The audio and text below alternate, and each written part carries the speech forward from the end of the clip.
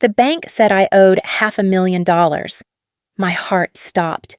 I never signed a thing. Yet my family insisted, smiling through clenched teeth, that it was my duty to pay for my younger sister's dream house. For years, I swallowed their favoritism, the way they crowned her the golden child while I was nothing more than a wallet with legs. But this betrayal was written in ink and sealed with debt. I could either become their sacrifice or turn the tables. I smiled quietly because what I was about to do would drain the color from their faces. The house smelled of cinnamon candles and champagne. Balloons in gold and silver bobbed along the ceiling. A giant banner stretched across the living room wall. "Welcome home, Emily!" Everyone was clapping, laughing, their voices bouncing off the polished hardwood floors. Emily stood in the center, a glass of sparkling wine in hand, radiant in a silk dress that shimmered under the light. She looked like a bride without the groom, soaking in adoration. I stood near the doorway, invisible. They had begged me to come. No, guilted me. "It's your sister's big day, Claire. Don't be selfish." So here I was, a reluctant guest at a celebration I couldn't quite afford, even if I hadn't paid a cent for it. Relatives circled Emily like moths around a flame. "You've done so well, Emily," Aunt Carol gushed. "A house before 40, that's impressive."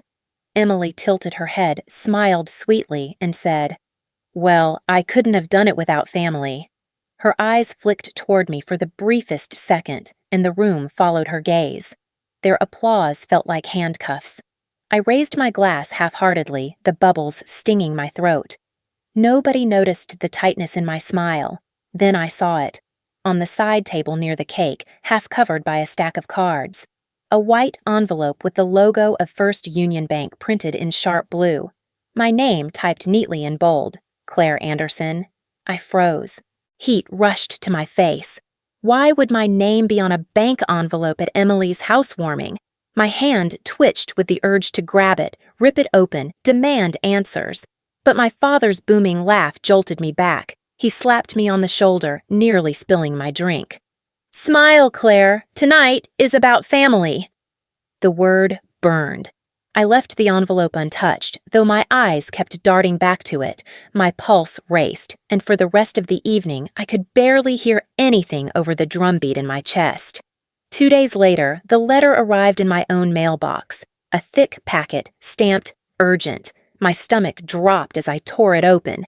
Pages spilled out, mortgage documents, repayment schedules, the figure staring back at me like a curse. $500,000. My signature sprawled across every page. Except it wasn't mine. My knees gave out. I sat on the kitchen floor, documents spread like broken glass around me. $500,000. My name. My responsibility.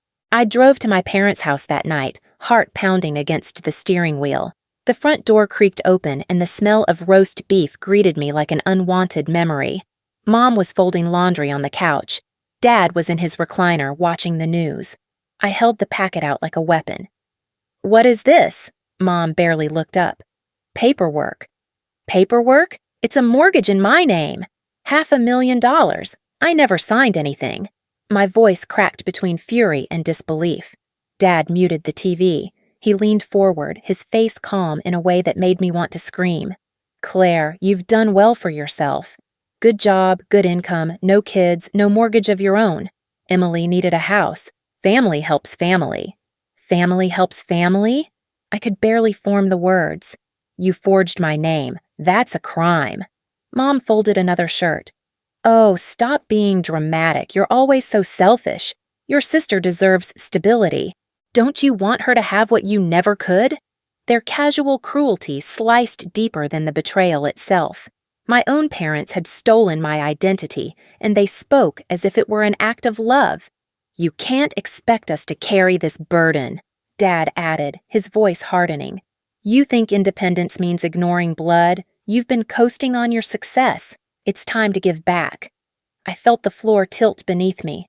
The woman who gave birth to me, the man who raised me, they had conspired to trap me, chain me to a debt I never asked for. I stormed out, the documents crumpled in my fist. My phone buzzed before I reached the car. A notification. Emily is live. Against my better judgment, I tapped it. On screen, Emily's eyes glistened under soft lighting, her voice breaking in practiced tremors. "I'm so grateful," she told the hundreds of viewers pouring in. "My amazing sister Claire bought me this house. She's my angel, my rock. I don't know where I'd be without her." Hearts and comments flooded the screen. "What a wonderful sister! Claire is the best! You're so lucky, Emily!" I stared, numb. She was spinning the knife, twisting it with every word, while the world applauded my imagined generosity. I wanted to scream at the screen. "It's a lie! I didn't give her anything. They stole it from me." But the comments drowned my voice before it could even leave my throat. I shut off the phone, my reflection staring back at me in the dark window of my car. $500,000. A family who had turned me into their sacrificial lamb. And now, the world believed I was a saint for it. My breath came shallow, jagged. I clutched the steering wheel, my knuckles white. And in that moment, I knew the truth. I wasn't just trapped in their golden cage. I was the lock, the key, and the prisoner all at once. By Monday morning, the whispers had already reached my office. I walked in with my laptop bag slung over my shoulder, head down, hoping to slip past unnoticed. But the moment I reached my desk, Marcy from accounting popped up like a jack-in-the-box. "Claire, we saw Emily's live stream last night. Oh my God, you're incredible. Buying your sister a whole house? Wow. You're like a saint." The words caught in my throat. I forced a smile, nodding just enough to be polite, but not enough to encourage more. Inside, I was screaming.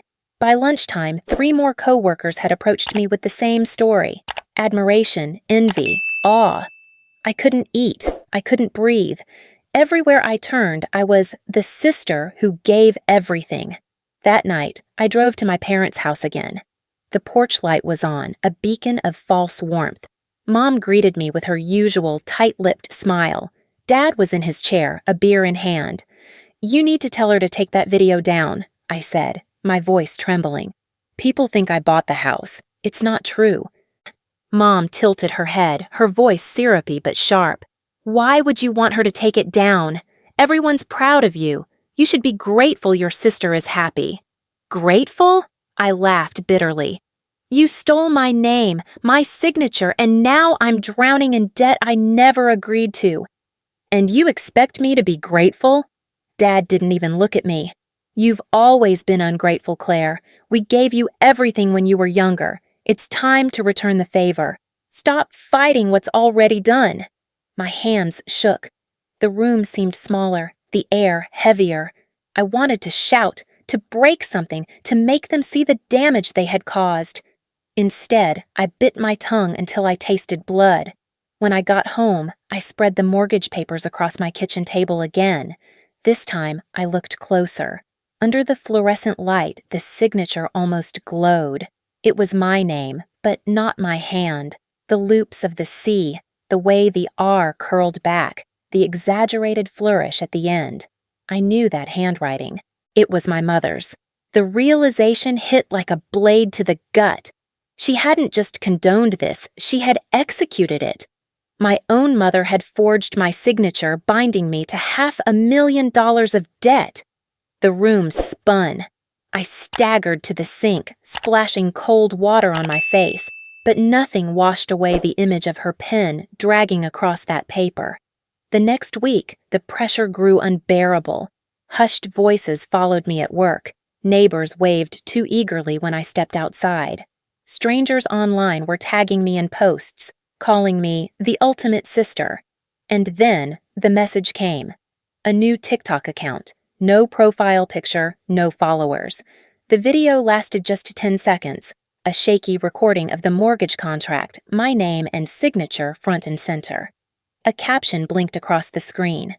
"When generosity turns into obligation." For one breathless moment, I thought I was saved. Someone knew. Someone was exposing the truth. But as the video spread, the comments twisted it into something else entirely. "Wow, she actually signed this for her sister. That's commitment. Claire's a hero.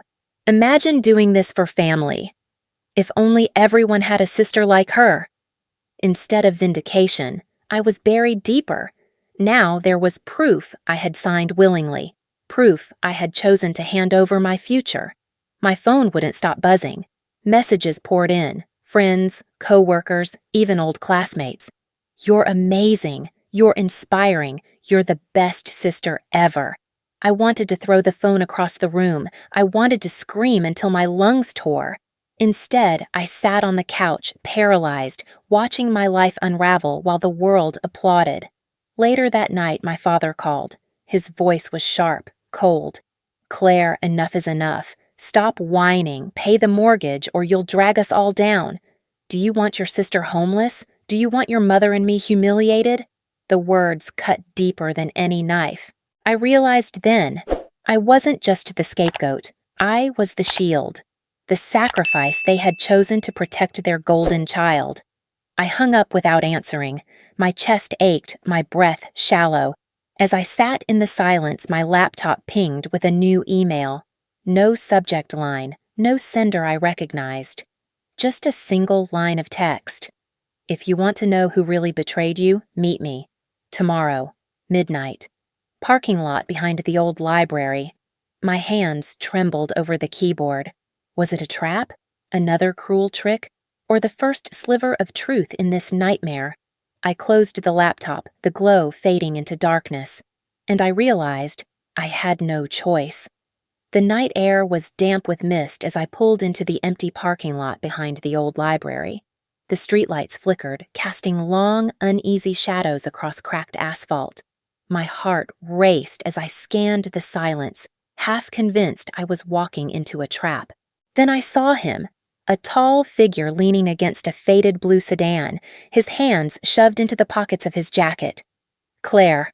I froze. The voice was unmistakable. Uncle David. He had always been the quiet one at family gatherings, half forgotten, always sitting in the corner with a book or nursing a beer. He rarely spoke, rarely intervened. To see him here, waiting for me, was surreal. "You sent the email?" I asked, my voice sharp. He nodded, eyes heavy with something I couldn't read. "You deserve the truth." From his car, he pulled out a thick manila folder, worn at the edges. He placed it on the hood and gestured for me to open it. My fingers trembled as I flipped it open. Inside were documents, credit card applications, old loans, all bearing my name. Pages and pages of debt that I had never taken, stretching back years. "What is this?" My voice cracked. David exhaled slowly. "They've been using you, Claire, since you were in college. Any time money was tight, they turned to you, not by asking. By taking. Your name, your credit, your future." I shook my head, dizzy. "No, that can't be possible. I would have known." "Would you?" His eyes pierced through me. "Your mother was meticulous. She copied your signature, forged your approval, and your father made sure you never saw the bills. You thought you were free because you had no family of your own. To them, that made you the perfect insurance policy, their safety net, their scapegoat." The world tilted. Every memory of my childhood, every time they'd said, "You're lucky to have no responsibilities, Claire," every time they'd pressured me to help Emily, rearranged itself into something darker. It wasn't favoritism. It was design. I staggered back, clutching the folder to my chest. "Why are you telling me this now?" "Because it's gone too far," he said. "The mortgage, the TikTok video. This isn't just debt anymore. It's public. It's criminal. If you don't fight back, they'll bury you alive." His words burned, but behind them, I felt a strange flicker of validation. I wasn't crazy. I wasn't imagining the betrayal. It was real. And it had been happening for decades. I flipped to the last page in the folder, a credit card statement, 6 months old, under my name.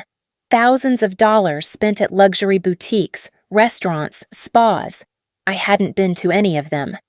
My signature stared back at me from the application form, a forgery I could now recognize instantly. The ground seemed to dissolve beneath me. David placed a hand on my shoulder. "I'm sorry, Claire. I should have spoken up earlier. But now, it's on you. What happens next is your choice. I drove home in silence, the folder beside me like a ticking bomb. My mind replayed his words: insurance policy, scapegoat, decades of lies. I barely slept. When I did, I dreamed of drowning, waves of bills and contracts pulling me under while Emily laughed from the shore. Days blurred, coffee tasted like ash. My hands shook so much I could barely type at work. My boss pulled me aside twice to ask if I was okay. I lied both times. By Thursday night, I cracked. Sitting at my kitchen table with bills spread in front of me, I whispered to the empty room, maybe I should just pay.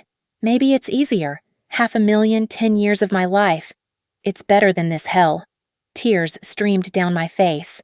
The thought of surrendering should have disgusted me, but instead it felt like relief. If I paid, maybe the noise would stop. Maybe I could breathe again. That was when Emily knocked. She swept in like a storm, eyes wide with manufactured concern. "Claire, I'm so sorry," she cooed, pulling me into a hug I didn't want. "I know this has been hard on you. I want us to get through this together." Her voice was soft, her touch warm, and for one dangerous moment, I almost believed her, until I noticed the phone in her hand, angled just so, recording. I pulled back, wiping my face, but it was too late. She had already captured my words, my broken, whispered admission that maybe I should pay. Hours later, the clip was online. Cut, edited, stripped of context. Emily's caption read, "My sister is such a generous soul. She's decided to take responsibility. I'm so blessed." The comments exploded. Praise, adoration, envy. "Claire is amazing. Such a role model. True family love." I stared at the screen, my reflection warped in the glass. My truth had been twisted again, weaponized against me. And in that reflection, I saw something else too. Not just despair, not just betrayal. A spark of fury, small but alive. Because if they thought I would let them rewrite my story forever, they were wrong. The video of me confessing spread like wildfire. I stopped checking my phone after the first hour. It was unbearable watching strangers congratulate me for sacrificing my future. I sat in the dark, my laptop closed, my thoughts spiraling toward surrender again. Then, in the middle of the storm, I made a mistake. I opened the comments one last time. Buried beneath thousands of emojis and praise was a single line from someone anonymous. "Forgery.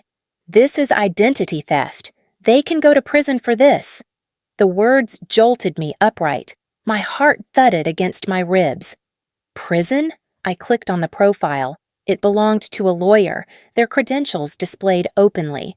My hands trembled as I scrolled through their posts. Cases of fraud, victims reclaiming their lives, perpetrators facing justice.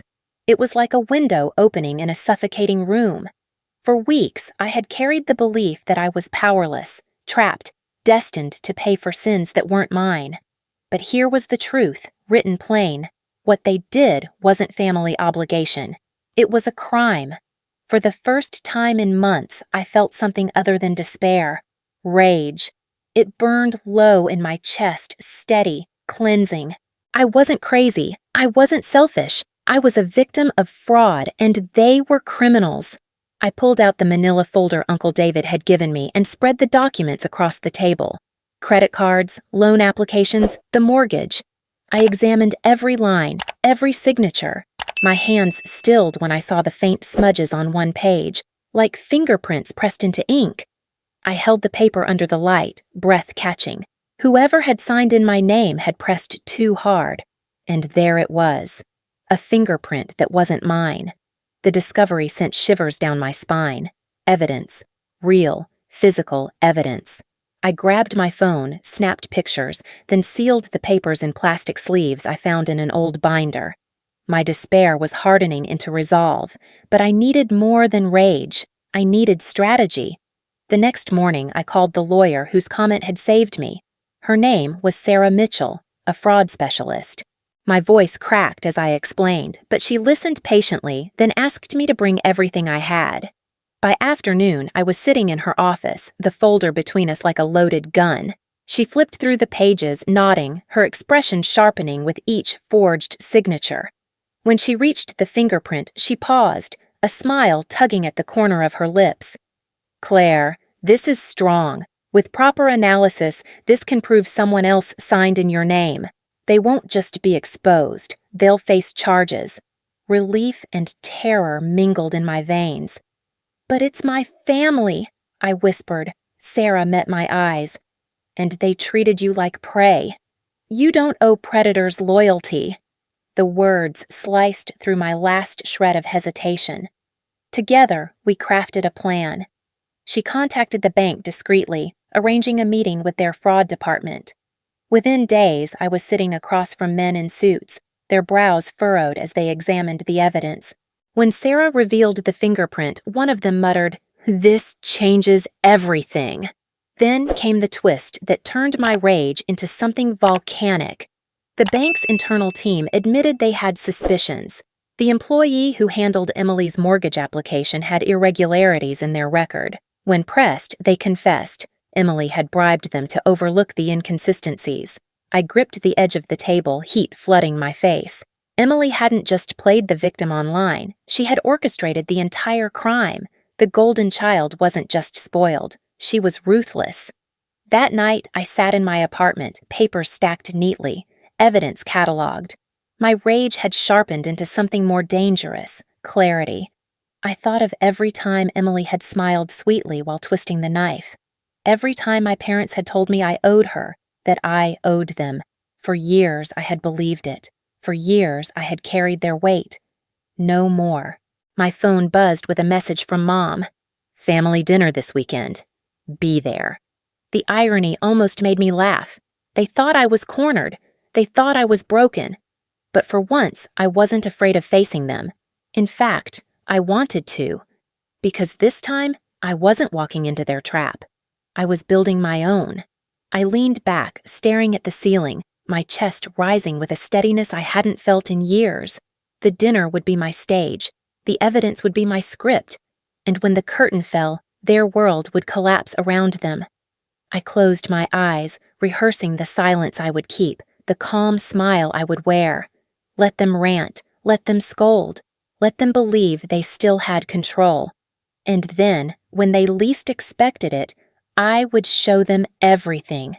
The dining room was heavy with tension before I even sat down.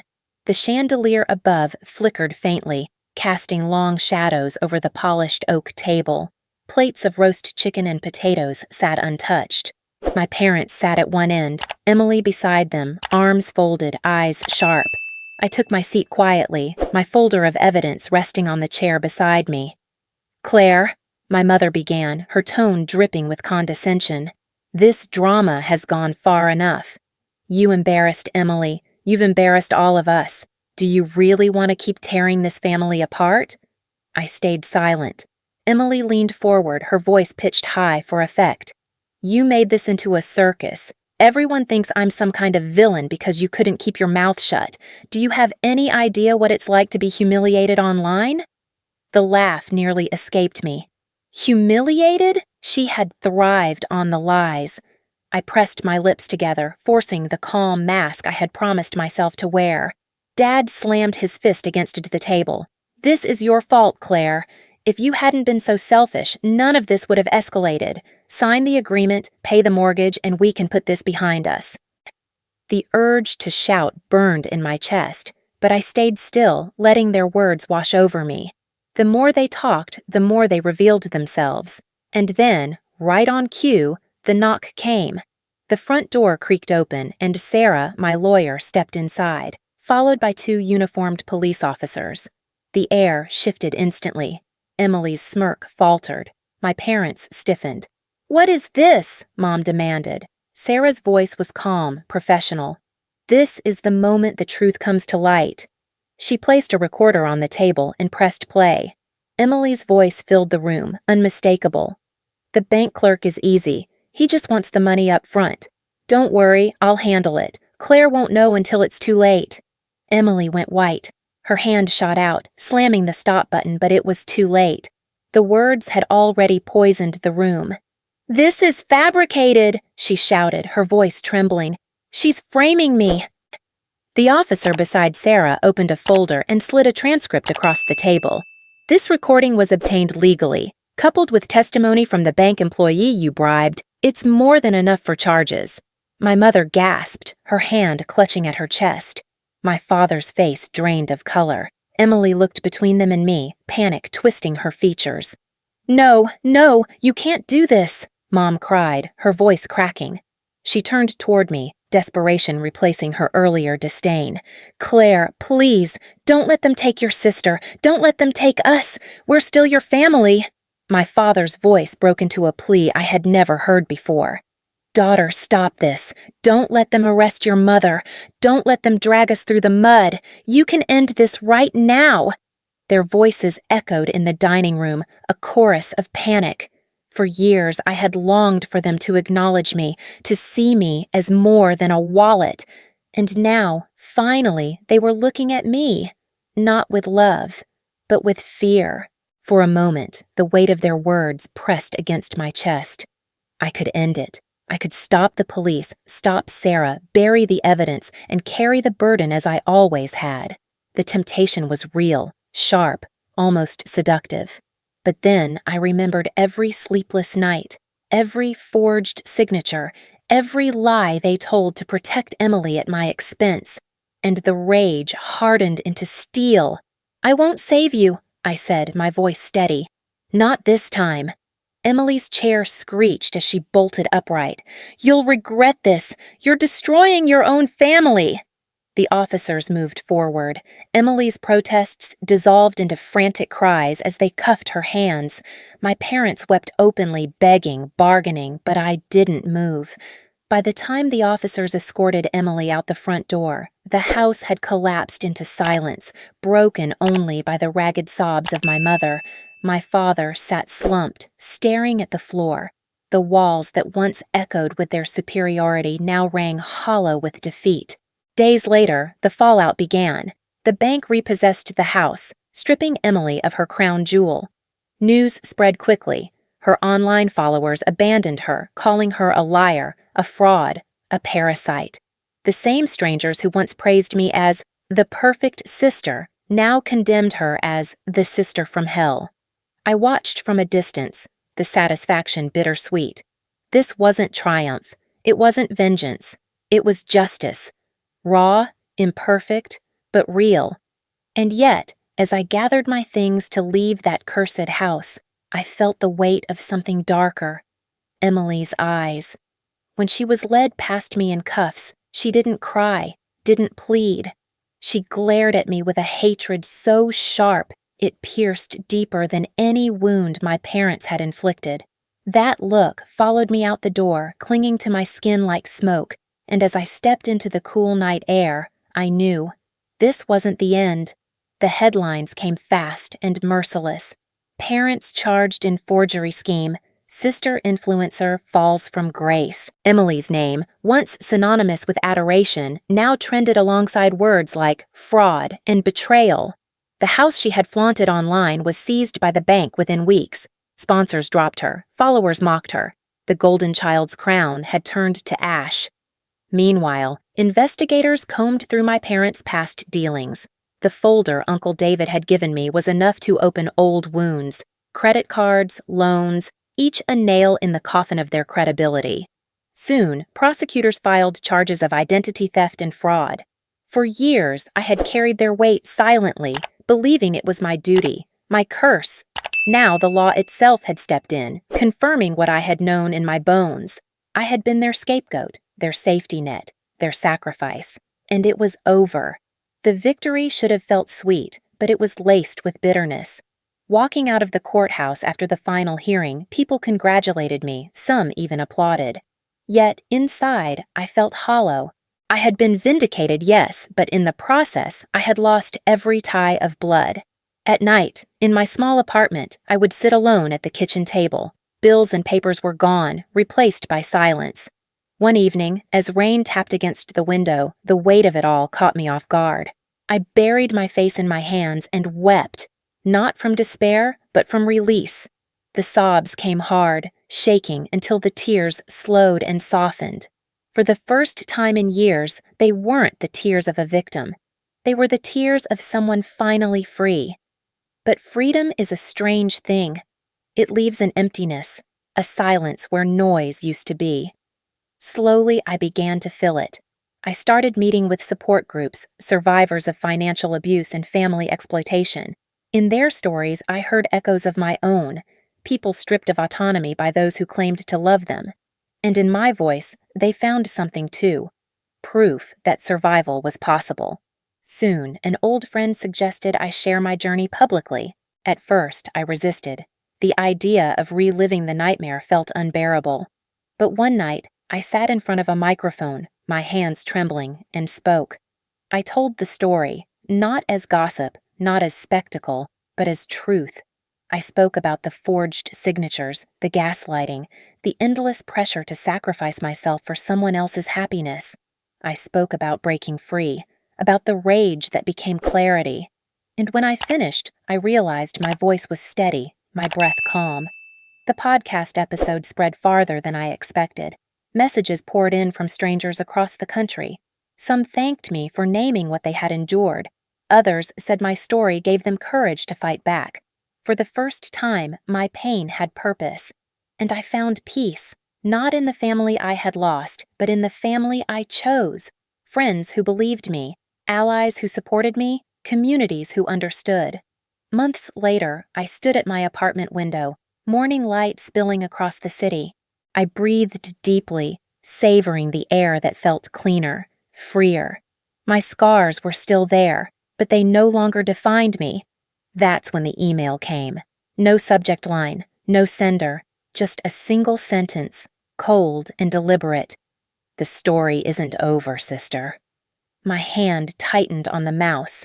My chest constricted, memories rushing back like a tide. The wording was too precise to be coincidence. The implication was clear. Emily. Though stripped of her platform, though disgraced, her hatred remained. The look she gave me the night she was arrested had never left my mind, and now it had found its way back to me in words. I stared at the glowing screen, the silence of my apartment pressing close. A part of me trembled, the old fear threatening to creep back in, but another part, the part forged in fire and betrayal, stood taller. The battle was over, but the war might not be. And as unsettling as that thought was, I knew one thing. I wasn't the same Claire they had once broken. I was stronger now, wiser, sharper. If the story wasn't over, then I would be ready.